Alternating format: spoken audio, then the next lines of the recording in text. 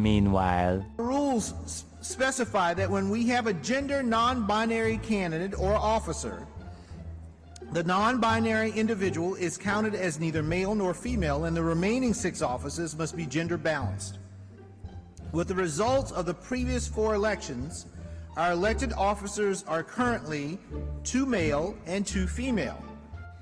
May the endless, boundless energy of the universe wrap around you with awe and love and well-becoming. Amen, Ashe, Amin, and may we together make it so. There's only 2 genders. Triggered? I'm triggered! What's going on, guys? We got to talk about the DNC elections. Now, I saw this on TV and I watched it for a few minutes and I literally could not stomach it. That's how bad and cringy it was. It was extremely cringy. I can't even remember who was talking at the time, but it was so bad. I was like, I cannot watch this.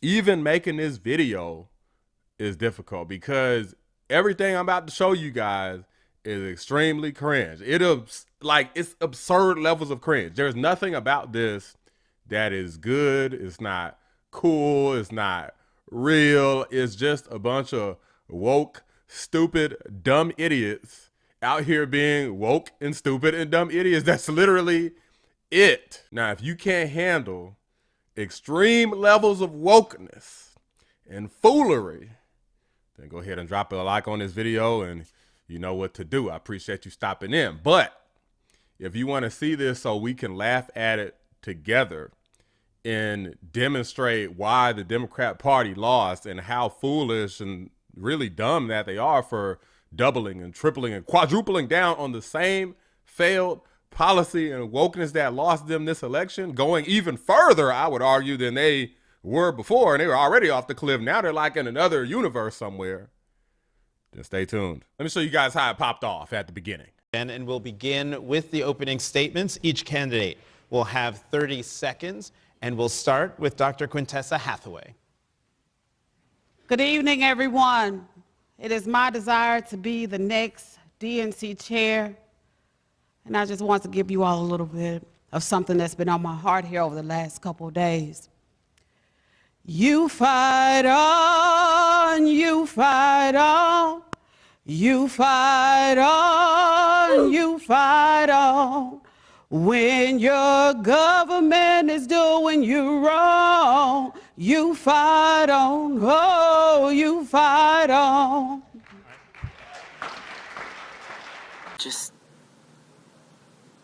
put an end to me. Stuff like that. Guys, you got something rare going if you could leave me speechless, and not in a good way. Then they had the woke dancing, the cult-like dancing, I'll say.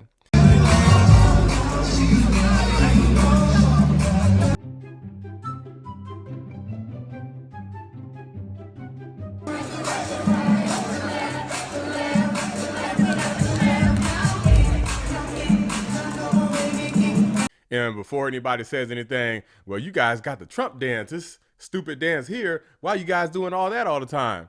I think there's a solid reason for that. One, Trump won. And two, it's a cool and interesting dance. It's iconic because Trump literally does it at the end of every single rally. I don't know what the hell these people was doing at this convention. This is basically a losers convention because they didn't win anything. Then you got these black women making a fool out of themselves, and unfortunately a lot of the black female community and the black community on the whole, because they just got up here and just started talking about how I'm a black woman. A black woman's talking. I'm blackity black, black, black, black. Hello, Democrats. Hey, I am speaking, and I would love your attention. There is a black woman at this podium, and I deserve your attention like the 11 people who went before me. Yes, I am speaking. Good evening, Democrats. Look up here. 3 strong black women standing before you.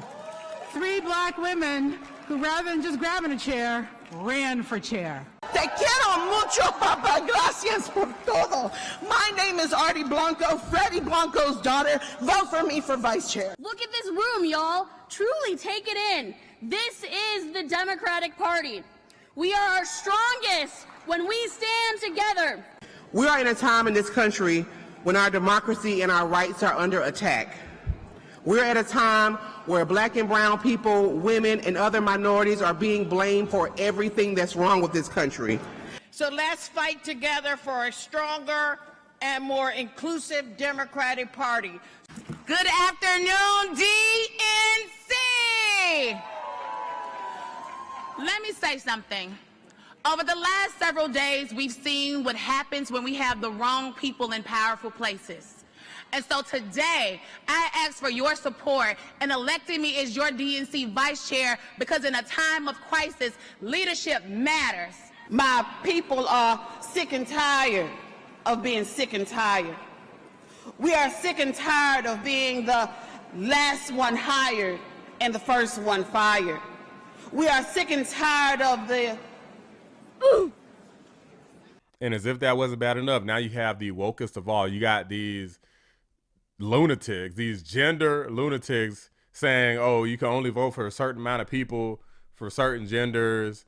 Like some men, like they were so confusing about this. I certainly couldn't repeat it because they screwed it up too. They said one man, one woman, and then they changed it 2 men and 2 women. And then the people who was talking about it was confused, and the guy needed help, and she got it confused too. It was so freaking ridiculous, guys. Rules specify that when we have a gender non-binary candidate or officer, the non-binary individual is counted as neither male nor female, and the remaining 6 offices must be gender balanced. With the results of the previous 4 elections, our elected officers are currently 2 male and 2 female. In order to be gender balanced, we must elect 1 male, 1 female, and 1 person of any gender. To ensure our process accounts for male, female, and non-binary candidates, we conferred with our RBC co-chair, our LGBT caucus co-chair, and others to ensure that the process is inclusive and meets the gender balance requirements in our rules. To do this, our process will be slightly different than the one outlined to you earlier this week. We're finding out ways to expedite this. Because of our gender balance provisions on this next ballot, you will be able to vote for 2 candidates of any gender on the next ballot. Okay? So on this next ballot, you will be able to vote for 2 candidates of any gender on the next ballot. If 2 candidates receive, I'm going to turn to Helen to clarify this last part. You are in this next ballot where you have 2 votes. As the chair has said, you may vote for 2 males, 2 females, 2 of any gender, okay? Nope, you can't do that because we've got to balance. You could vote for 1 of any gender, okay? Or no, non-binary gender, excuse me. It is late, okay? What are we doing? What are we doing? What are we doing, Cenk? What are we doing? What are we doing? Someone tell me, what the F are we doing? This level of wokeness is just off the charts. The Democrats have gotten worse. They got my freaking voice cracking over here because of how much of foolery this was. This is pure loony toonery. I mean, I suppose it was kind of funny to watch, but I gotta make sure to edit the clip and make it short enough before people just rage quit out of how cringy this was. And what's hilarious is that no matter how woke it is, let me show you what happens when you get a non-binary on the ballot. My name is Troy Blackwell. I know that I'm a new face to many of you, but I'm a proud Afro-Latino from the South Bronx, New York. I got into this work because at the age of 18, unfortunately, I was the victim of a hate crime. Today I stand before you as one of the first non-binary candidates to run in the DNC's 177-year history.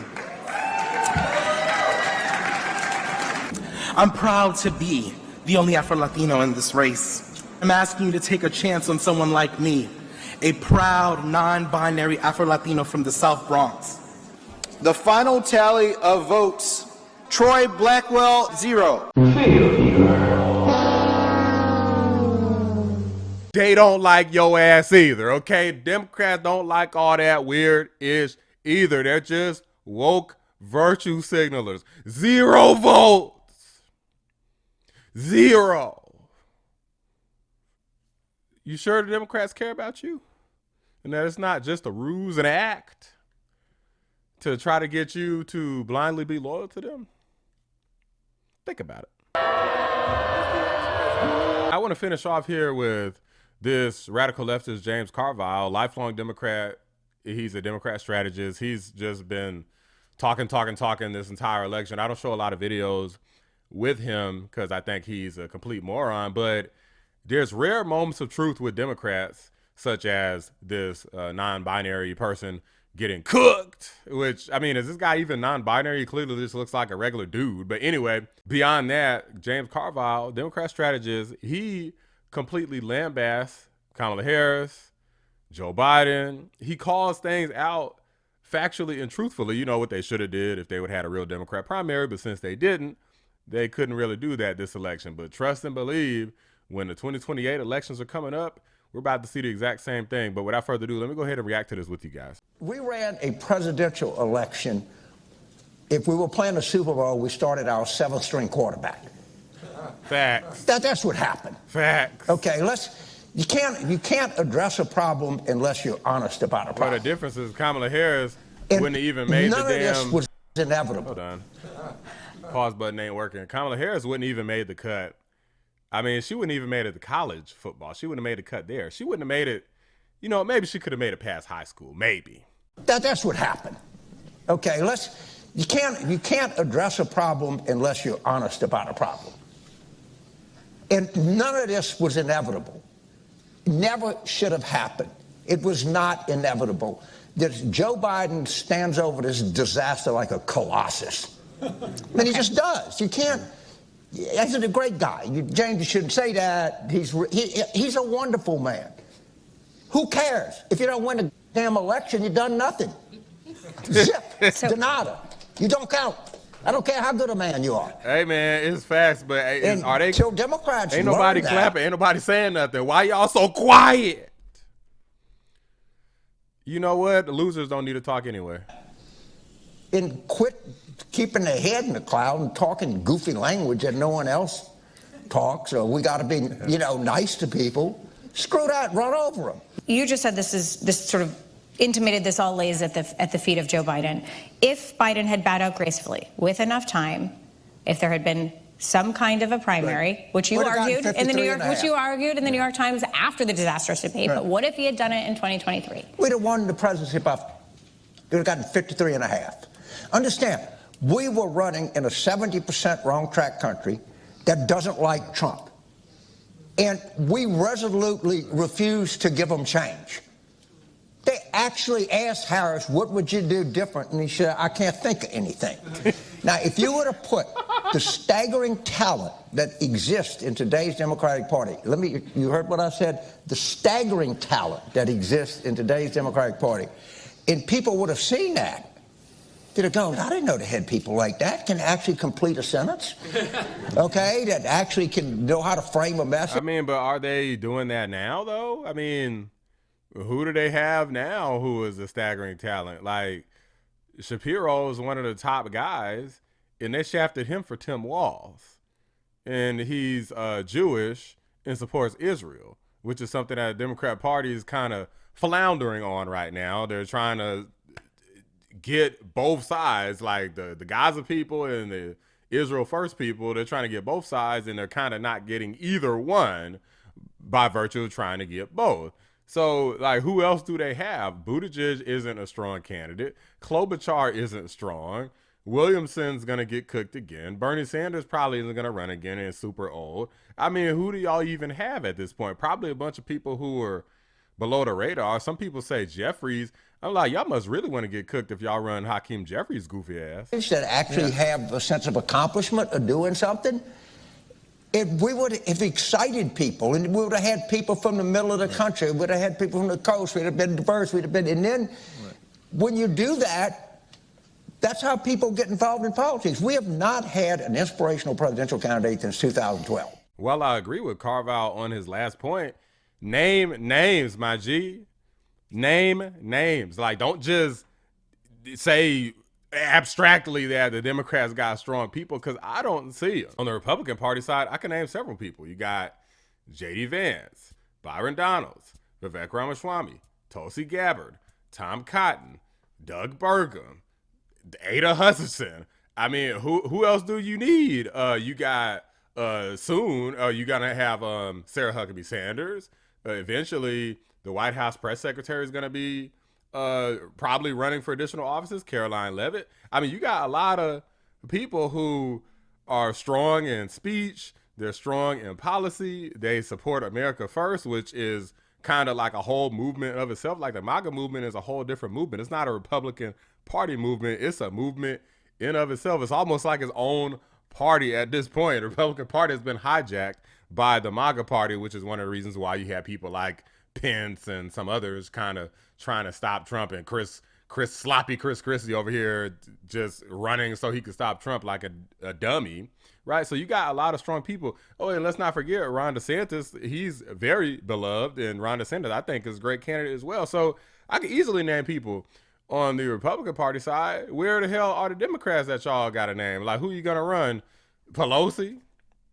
I already talked about Jeffries. I mean, I don't really see a whole lot of good people. Again, maybe they're under the radar and we haven't seen them, but if this convention is any indication, it seems like they're really digging at the bottom of the barrel right now. It really seems like the winning side right now are the Republicans. You know, maybe y'all need to get like Eric Adams or something up in there, like somebody who's kind of maybe in the middle. Maybe he'll run for president or something, but you know, maybe he got to get him a Trump pardon first. And if that happens, he might go ahead and join the Republican Party. So you might have lost him too. Maybe you run Jon Stewart so he could see that being a celebrity isn't what you need. I've heard Democrats make that point. That's one of the stupidest points that they could have made. They think running a celebrity is just going to work in all cases.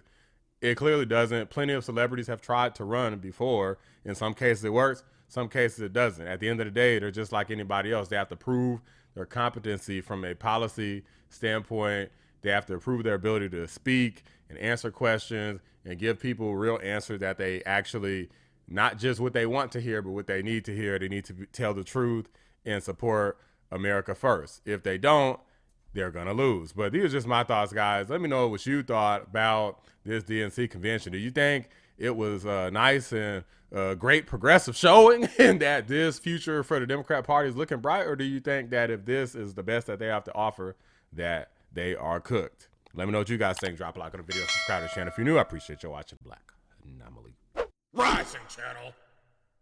I'm out. We are sick and tired of the word white working class being a code word for whiteness. We are tired, and this is our time for us to rise up. One people, one nation, under the vine. Under the vine. I can promise you a few things. Number one, we will not be taking the word God out of the Pledge of Allegiance, okay?